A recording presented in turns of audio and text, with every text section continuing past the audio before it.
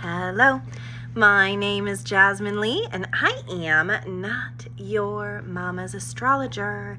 Coming at you still at NORWAC, last day, finishing up the Northwest Astrological Conference, and wow, being around so many brilliant minds, being around so many astrologers, you feel like a wee little fish in a vast and epic sea.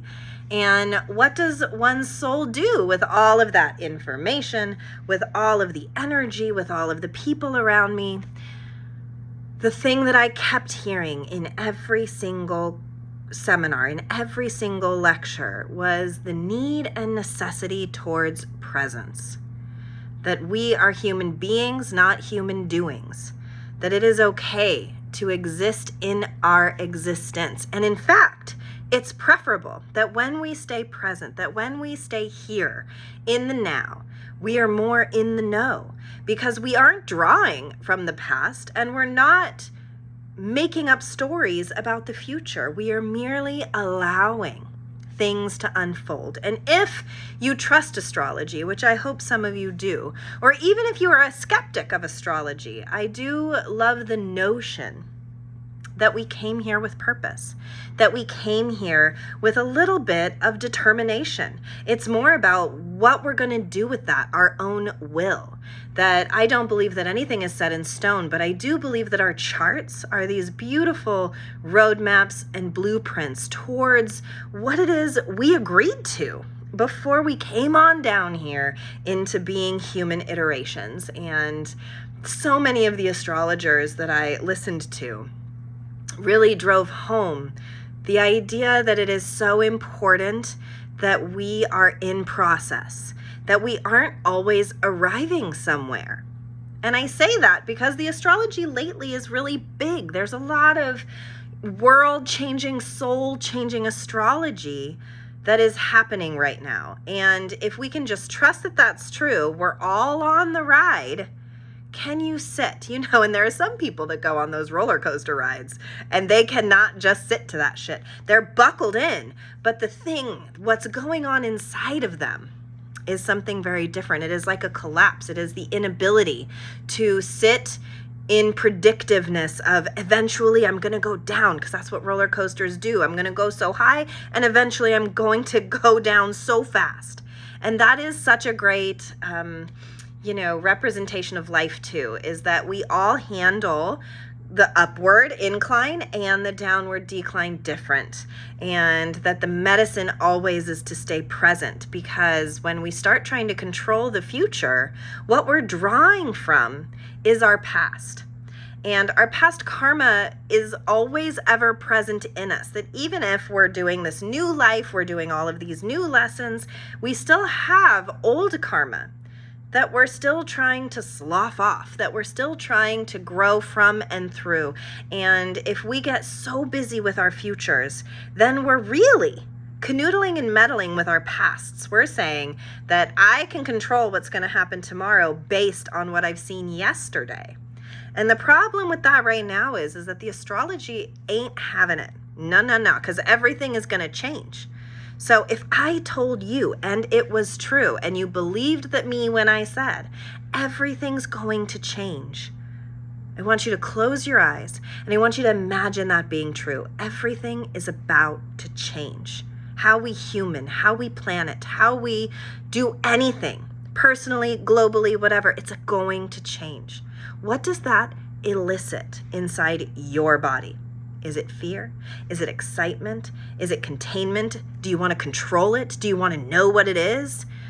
There's great answers, and that is your homework this week, because there is great answers in how you answer that question. How are you doing when I tell you everything is about to change? Are we able to sit with that? If not, if a lot comes up, if there is a lot of fear-based thinking, if there's a lot of anxiety, if there is a lot of ideals, yet unfulfilled wishes, I want you to really think about what you would do with big change right now, because that's what's on the horizon. you know? And you're not going to be able to predict it.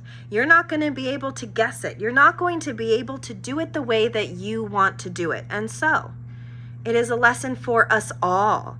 And in that way, when something happens to us all, it's a very unique opportunity to see how we individualize ourselves through the masses. Like whenever we have presidential elections, or whenever something gets rediscovered, or aliens, or whatever. Take a big notion out there. Everybody's going to react differently, and it is an intense and beautiful case study of human nature. Is that we all come from different backgrounds, we all deal with stress differently, we all deal with life differently, and we all have this common thread of wanting to work it out. I mean, even those of us who don't want to work it out do want to work it out. You don't want to be stuck. None of us really want to be stuck. Some of us perpetuate stuck, but we don't want to stay stuck. And so, big astrology on the horizon. I'm sitting here with all of these astrologers, and all I'm hearing over and over and over again is to sit with yourself, to be present with yourself, to just be here. And that's hard to do. I'm at a conference. I want to promote myself. I keep feeling like I'm letting myself down by not socializing more, by not being more this, that, the other. But then I think you are ruining your own experience by trying to micromanage what your energy is telling you to do in each moment. You can choose each moment.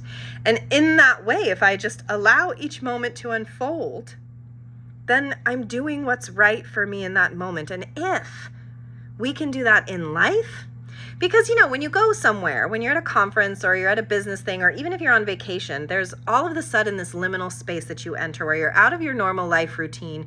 You're in something different. Summer vacation's upon us. I'm sure this will be happening to you. And it is that moment of, how do you define yourself?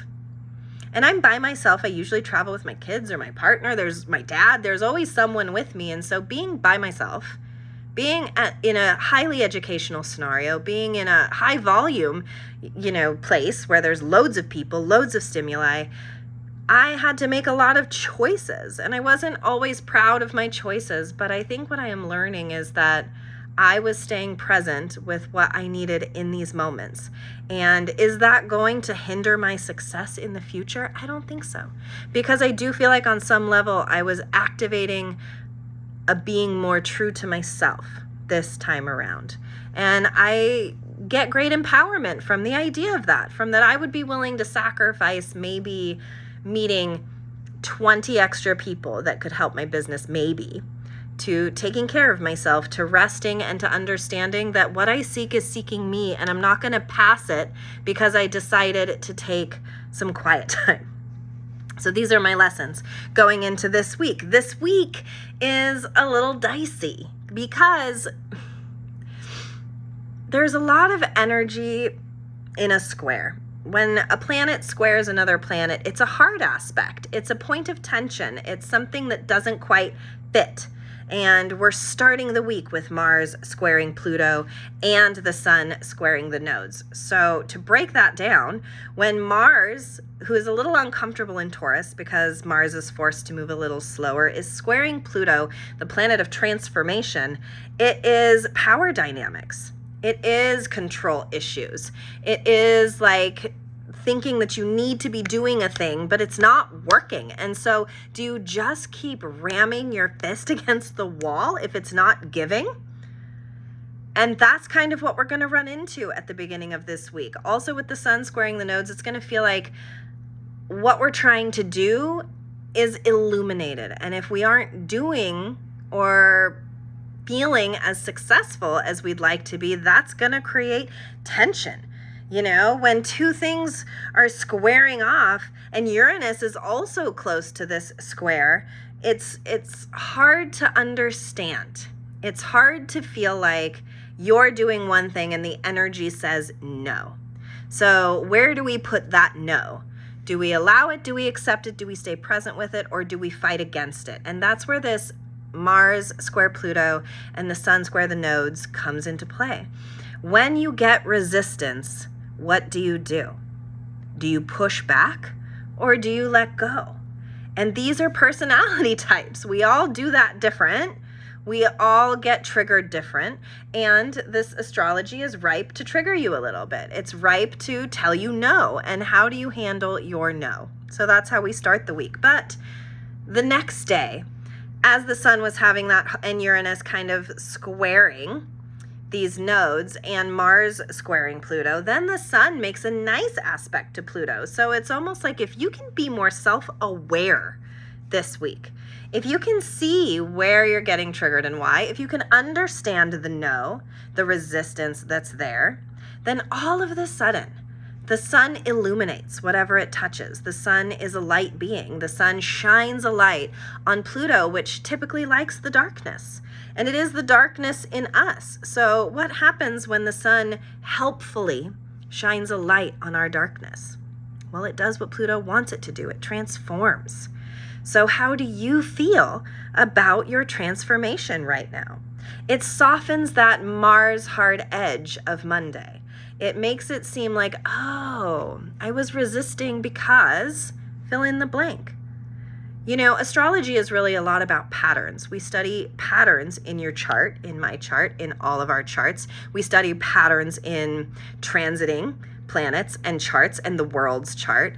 Everything is about a pattern. We all have intrinsic patterns, things that we do, little loopholes that we get ourselves stuck in. And this is kind of a week that's going to feel a little yucky because our patterns aren't going to be working in our favor. But I hold the notion that that's a good thing. That it's good when our patterns don't always work out for us, because neuroscience wants us to create different pathways, that really the goal and the accomplishment of a new routine, a new pattern is repetition, is doing it over and over again. So when what we've been doing over and over again all of a sudden doesn't work, Mars square Pluto, Sun square the nodes, and we're like, oh shit, that doesn't work for me anymore. Maybe you have a glass of wine with dinner every single night and all of a sudden your tummy feels weird and you're like, oh, why am I bloated all the time? It's like, well, that repetition has outgrown itself in your body. And now if you ever want to study your own patterns, look to your body. That is always the gateway drug to understanding one's patterns, is how are you waking up in the morning? How are you going to bed at night? What happens to your body in the in-between? Because our body keeps the score of everything we do. So if I used to play this game where, I don't know, whatever, there would be a snack that I would really like to eat. And I would eat this snack a lot, like every day. And I would look forward. I would exalt this snack. All of the sudden, all hail the Cheez-It. I don't eat Cheez-Its, but like that was what popped into my, all hail the Pringle. I also don't eat Pringles. Whatever. All hail the banana.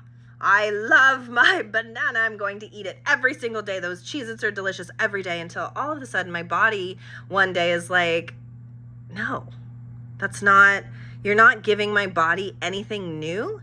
And now my body resists it.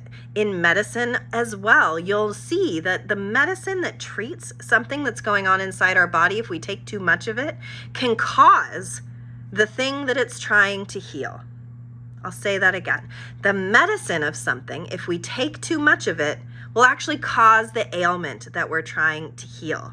And I translate all of that into our life patterns. Because if you are doing the same shit every single day, eventually your soul is going to be speaking through your body and it's going to say enough of that. And that's kind of what this week feels like to me, is like a pattern buster, is like a resistance sector, is a no. And we all deal with no different. That's like the apex of that, roller coaster ride. We all deal with no different. But understanding that your response to that no is your pattern resisting change. And then Tuesday, the sun trines Pluto to make that better. Boop, boop, boop, the Trinity. You're welcome. So if you can be righteous with your patterns, if you can trust that when something is a no, it is merely an ask for a recalibration, this week is going to be kind of cool, because the world's changing. We are going to be changing. All of that is true. But if we don't start microdosing change inside of ourselves, whatever's going on out in the world is going to be very scary. Cue all of the scary fairy tale archetypes, the big bad wolf, coming to blow our houses down. And what did you make your house out of? Denial. Yeah, patterns. The inability to change. Fear of the roller coaster. That's what your house is built on. Well, we got some work to do. And that's this beautiful helpfulness of when transits can be hard sometimes. Mars can be pretty spicy. And if you're sensitive, that's no fun. Speaking of that, Thursday, Venus is going to square Saturn. Talk about sensitive central. You get your feelings hurt easily. Thursday is not going to be sweet. It's not going to be pretty because Venus is in Cancer, and Venus in Cancer is very sensitive. It wants to nurture. Its heart is open. And here comes big bad Saturn, our mean principal dad, who is in Aries, who ain't got time for your bullshit, who's going to come in and drive the knife right where it hurts. And we've been doing all this pattern work at the beginning of the week. What are we to do? Well, maybe cry a little bit. Maybe you're going to cry a little bit. I don't know. That's hard. There's a lot of feelings. And if we are already starting this week in process of our patterns, well, here is another opportunity, okay? Because Saturn is saying, why are you so sensitive about this? And Venus is where we want to love and be loved. And when Saturn's like, fuck off, rejection can be some of the hardest feelings and things to overcome. And so while we're working on these patterns that we need to cease and desist in order to gain a little more clarity on what we need to be doing different, here comes Saturn like really sticking it to us. And that might be hard to integrate this week, you know? People just might not be in your vibe. I get very sensitive when the people around me don't understand me or are not in my vibe flow with me. I can get my feelings hurt, you know, like when I really want to talk about something and my partner's in a really quiet mood, or when I feel really snuggly and my kids are like, I hate mom today. I hate that. It drives me crazy. It's really hard. But lately, and especially this week, bitch is gonna try to see it as an opportunity to be like, okay, our energies are not converging, and in fact they're kind of toxic right now, and we're just not giving each other what the other wants, and or we said some shit that was unnecessary or off the cuff or hurt each other's feelings. And how do you fix it for yourself first? Here is the thing about conflict. You cannot resolve conflict with someone else if you have not resolved it in yourself first.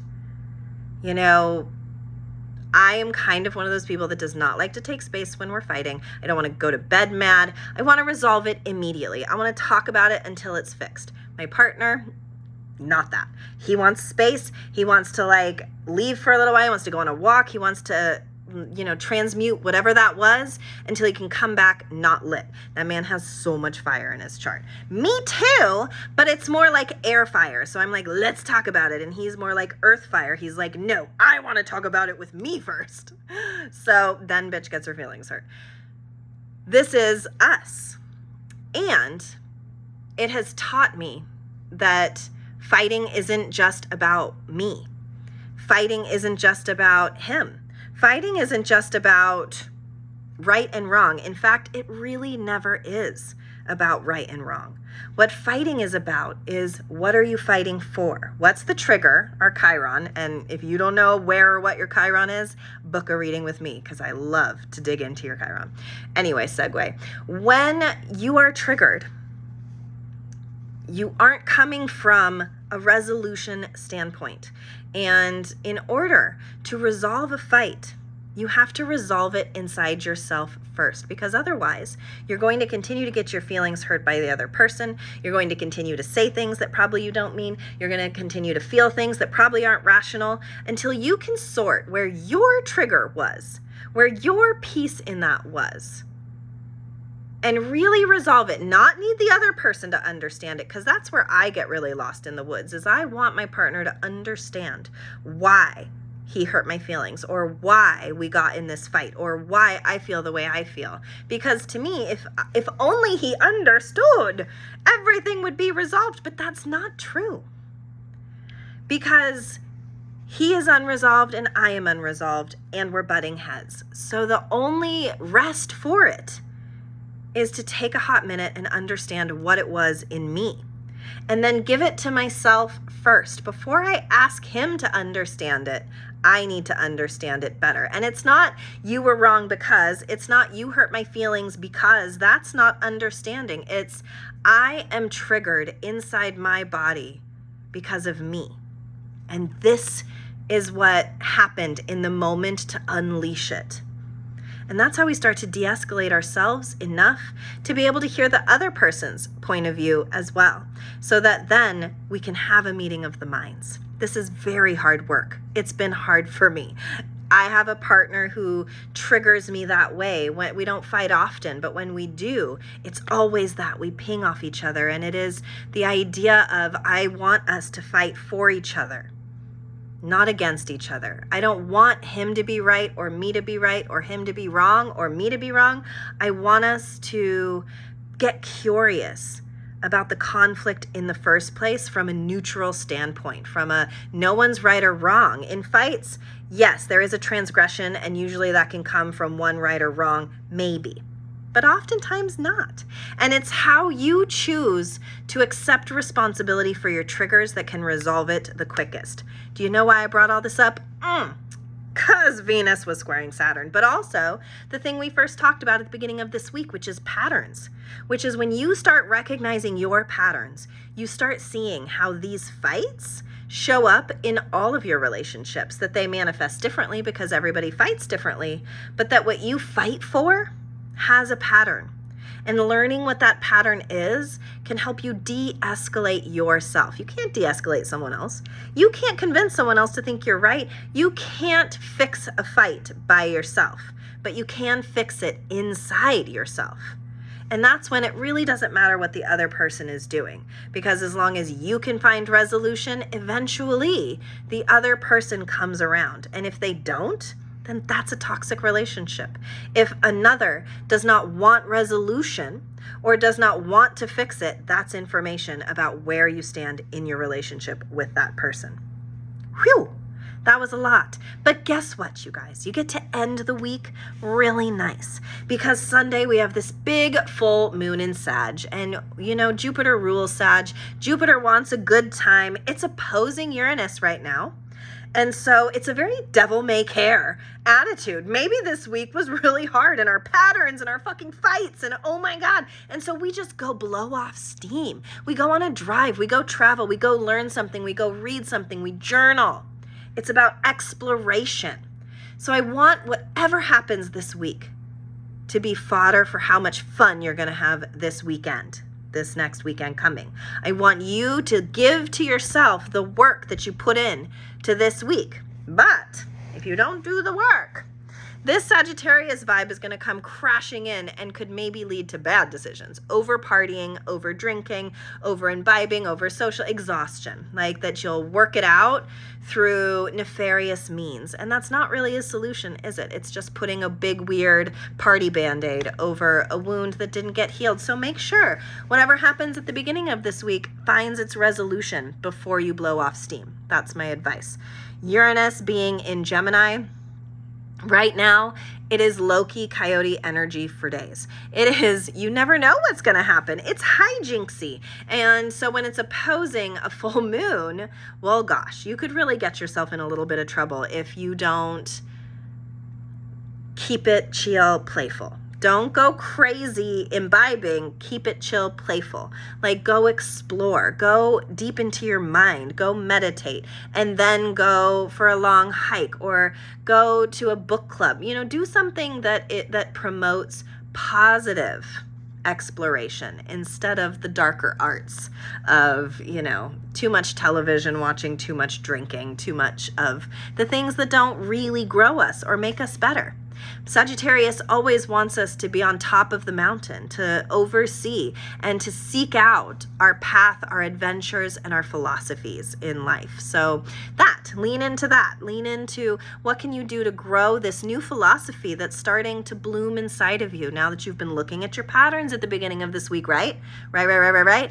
Now that you've observed some conflict maybe this week, right? Chill, cool. Okay, now integrate. Integrate by doing something that feels good, that feels explorative, that feels new and fresh. Because the more positive memories we make of new, fresh vibes, the more vibey our want to de-escalate our patterns will be. And then that's when we can start allowing this presence that I was talking about, this being present in our lives, that I think is the medicine right now.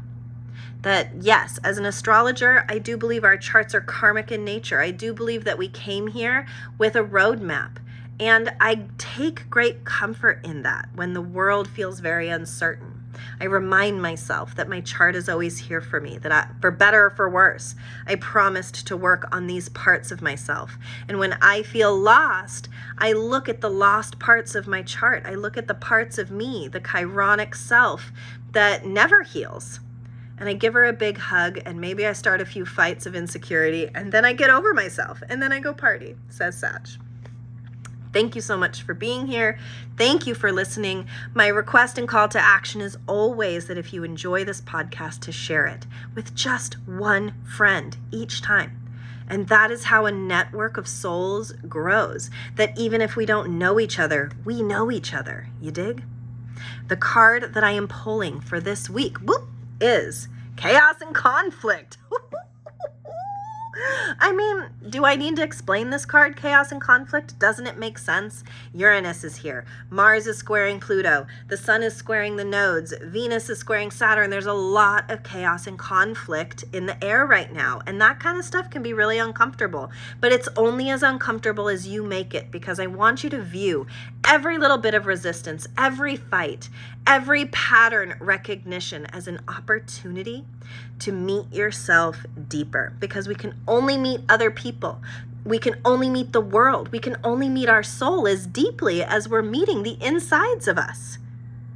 And all the time, I believe that there are guides around us knocking on the door, asking us to see ourselves different, if only we would look. And this week is an invitation to look. Even if there's chaos, even if there's conflict, even if there's hurt feelings, I want you to understand that it is through those things that allows room in our rib cage to crack it open and see what can get in when we allow more to come out. I always say, I wish I could forget like all these weird song lyrics, my old home phone number, my friends' phone numbers, so that I could put new information in. But that's not really how that works. It is a gutting process to let go of patterns that we have held on to, that we thought and wanted to keep us safe, that are no longer doing that. They are keeping us held under a rock. So get off the rock, baby, or at least push the rock off you. Thank you so much, and I will see you next week.